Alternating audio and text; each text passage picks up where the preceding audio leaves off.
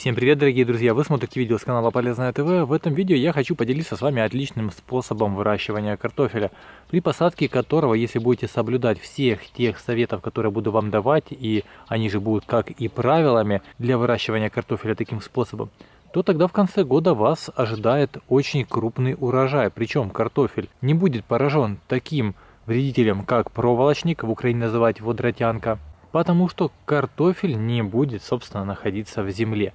Думаю, многие из вас уже начинают догадываться, что это будет за способ. А, собственно, высаживаться картофель будет под солому. Но есть определенная технология, которую нужно соблюдать, иначе картофель нормальным не вырастет, а именно не будет много клубней, и клубни будут маленькие. А сейчас я вам все покажу. Но предварительно хочу сказать, что под соломой все растет обалденно. Если нормальный давать слой, как видите, здесь у меня растет чеснок, который я поливаю раз в 4 дня, и влага нормально держится. Дальше морковь уже начала у меня просыпаться. А еще на последних грядках растет отлично клубника, потому что она растет постоянно во влажной почве. То же самое будет происходить и с картофелем. В первую очередь, что нужно сделать для того, чтобы высаживать картофель? Отберите хороший посадочный материал. Он должен быть уже проросший, чтобы точно понимать, будет ли толк с этого картофеля, либо же нет. Этот картофель не годится для посадки. Затем при помощи лопаты делаем небольшое углубление в почве такого размера, чтобы ваша картофелина туда полностью влезла и скрылась под землей.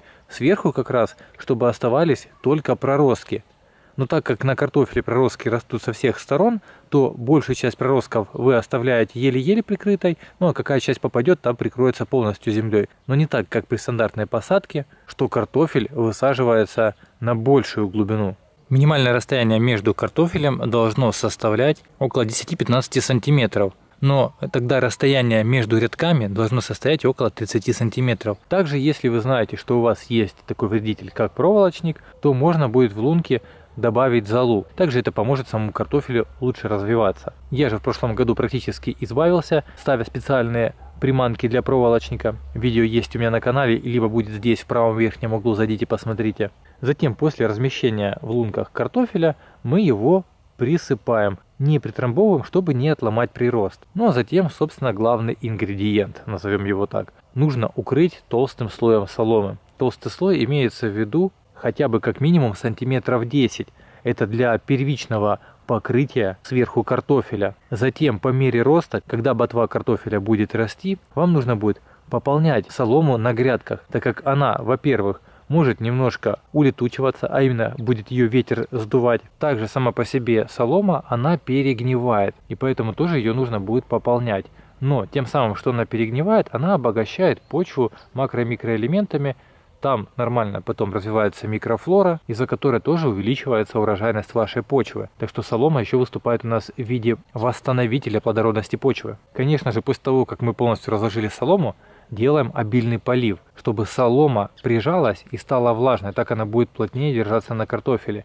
Еще как вариант, можно солому изначально замочить в бочке, либо в какой-то большой ванне, чтобы она уже была влажная, и ее легче будет раскладывать сверху, тогда она точно не будет улетать. Ну а дальше, если вы будете подписаны на мой канал, то, конечно же, вы не пропустите выход остальных видео и обзоров моей грядки с картофелем под соломой. Ну а, собственно, из-за чего будет увеличиваться урожайность картофеля? Картофель растет не с самого клубня, а завязывается на ботве. Не буду вдаваться в научные термины.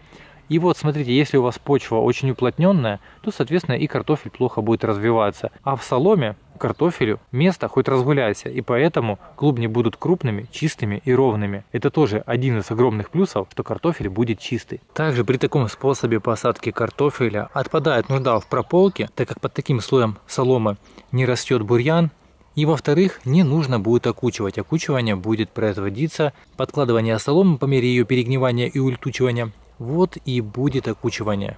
Так что, друзья, если данное видео вам понравилось, обязательно поставьте лайк, не забудьте поделиться этим видео в соцсетях с друзьями, а также подписывайтесь на мой канал, чтобы не пропускать выход новых видео. Я вам желаю удачного дня, до встречи в новых видео, пока!